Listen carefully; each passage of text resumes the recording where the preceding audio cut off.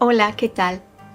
Ich habe im letzten Video den Aufruf gestartet an Familien mit Kindern, welche Fähigkeiten sie denken, dass besonders wichtig sind, für Kinder und Jugendliche im Jugendalter zu erlernen.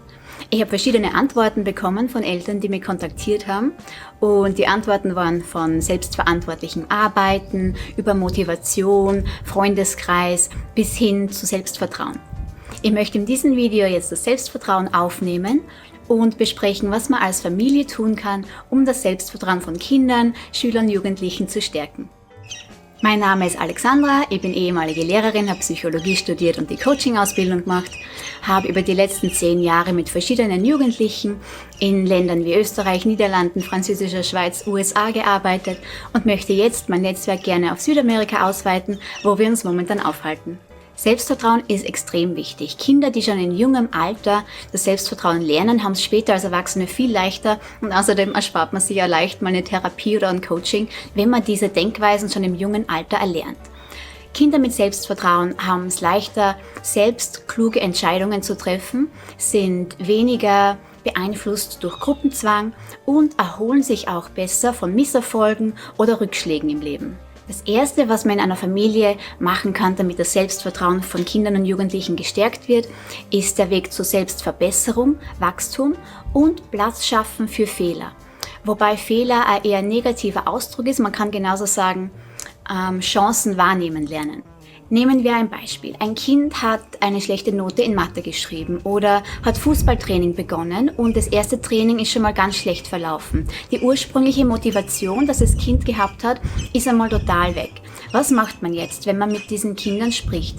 Hier ist es jetzt wichtig, eine Balance zu finden zwischen Selbstakzeptanz und Selbstverbesserung. Sprich, man lernt es, Fehler zu akzeptieren und gleichzeitig nach Selbstverbesserung zu streben. Als Elternteil oder als Lehrer ist es jetzt wichtig, dem Kind beizubringen, eine Balance zwischen Selbstakzeptanz und Selbstverbesserung. Das heißt, Kinder sollen ihre Fehler akzeptieren lernen, und das machen sie am besten, wenn sie sich bewusst werden über ihre Stärken und Schwächen und das alles als sich selbst akzeptieren.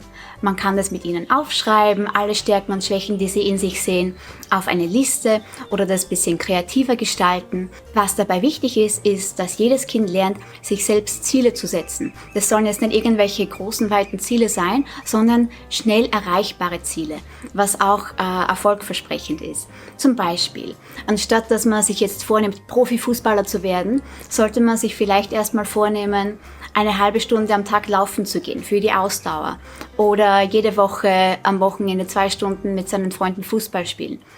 Alles, was man schnell erreichen kann, trägt auch schnell zum Selbstwertgefühl bei. Und was hier dazu kommt, ist, wie kommuniziert man das mit den Kindern? Hier geht es um einen Dialog zwischen Eltern und Kindern, zwischen Lehrern und Schülern. Die Fragestellung ist extrem wichtig. Das heißt, also anstatt einen Misserfolg zu kritisieren, was extrem schlecht für das Selbstvertrauen ist, stellt man Fragen wie: An welchem Zeitpunkt sind die Dinge aus dem Ruder gelaufen? Wie hast du bemerkt, dass etwas nicht funktioniert? Was hast du daraus gelernt? Oder was wirst du beim nächsten Mal besser machen, wenn es dir wieder passiert? Mit diesen Fragen können Jugendliche lernen und daraus wachsen. Der zweite Bereich, der wichtig ist, um Selbstvertrauen zu entwickeln, ist, wenn man Jugendlichen beibringt, fehlende oder neue Fähigkeiten zu entwickeln. Zum Beispiel: Einem Mädchen wird gesagt, sie ist nicht gut mit Computern, deswegen wird sie auch nie irgendwas mit Computern machen. Oder den Jungs wird gesagt im Sprachenunterricht, na, Sprachen sind nichts für die Jungs, ihr könnt besser Mathe. Was passiert mit Kindern, denen so etwas gesagt wird? Das manifestiert sich im Bewusstsein. Das heißt, sie werden ihr ganzes Leben lang denken, dass sie nichts mit Computern machen können oder nie gut mit Sprachen sind, wenn sie nichts dagegen tun. Was kann man jetzt machen? Also am besten beginnt man da anzusetzen, wo man sieht, dass das Kind schon eine Leidenschaft hat, eine bestimmte Fähigkeit. Vielleicht sind sie gut im Zeichnen oder im Singen. Es ist auch besonders gut fürs Selbstvertrauen, wenn es Dinge sind, die gar nicht in der Schule unterrichtet werden, weil in der Schule geht es immer um Erfolg und Misserfolg. Schafft man es oder schafft man es nicht? Wenn man aber eine Leidenschaft wo entwickelt, das nicht schulverbunden ist, schafft es viel mehr Selbstvertrauen, weil es weniger um Misserfolg und Erfolg geht.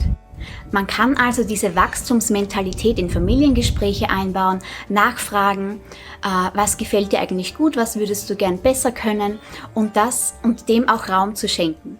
Denn Fähigkeiten sind nicht nur angeboren und unflexibel, sondern Fähigkeiten haben immer Raum für Wachstum. Der nächste Punkt ist, dass man Anstrengung loben sollte und nicht das Ergebnis. Nehmen wir an, ein Schüler hat ganz viel für einen Test gelernt, hat trotzdem eine schlechte Note bekommen, ist demotiviert, weil das Ergebnis wurde ja benotet und nicht die Anstrengung. Was man hier als Elternteil machen kann, ist, anstatt den Misserfolg zu kritisieren, kann man die Anstrengung loben, wenn man sich angestrengt hat. Und sagen, du hast wirklich viel Arbeit reingesteckt, das hast du gut gemacht, beim nächsten Mal wird es sich bezahlt machen. Denn Kinder können ja nur ihre Anstrengung kontrollieren und nicht das Ergebnis. Und es ist auch wichtig, dass sie für die Zukunft wissen, dass sie Lob nicht nur bei Erfolg verdient haben, sondern wenn sie sich richtig anstrengen. Wenn Kinder diese Fähigkeit erlernt haben, wirkt sich das auch sehr auf ihr Durchsetzungsvermögen aus. Ist auch ein bisschen kulturell bedingt. Ich habe es besonders bemerkt bei Schülern in den Niederlanden und in den USA, die gerne auch für ihre Noten eintreten und sagen, ja, aber warum ist das jetzt so und warum habe ich nichts Besseres verdient?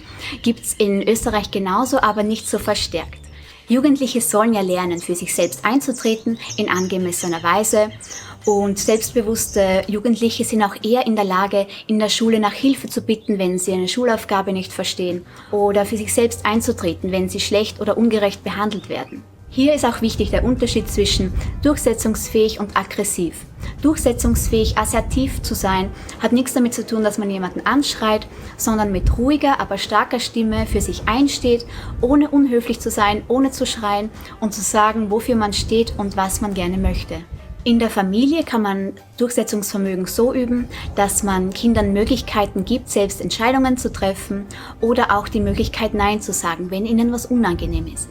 Ich bin jetzt nicht der Meinung, dass man sie immer auflehnen muss, um ein selbstbewusster Mensch zu werden. Es ist auch sehr wichtig, harte und schwierige Arbeiten zu verrichten, um wohin zu gelangen. Aber für einen selbst, für Kinder, Jugendliche und Erwachsene ist es wichtig, Prinzipien, Ziele, Ambitionen zu haben, um auch etwas zu erreichen im Leben. Also ich hoffe, ihr findet die Information brauchbar. Wenn ihr weitere Themenvorschläge habt, was ihr denkt, das wichtig ist für Kinder, Jugendliche, was ihr aus dem Psychologiestudium, aus dem Coaching oder meiner Zeit als Lehrer beantworten kann, bitte schreibt sie in die Kommentare. Ich freue mich, von euch zu hören. Bis zum nächsten Mal.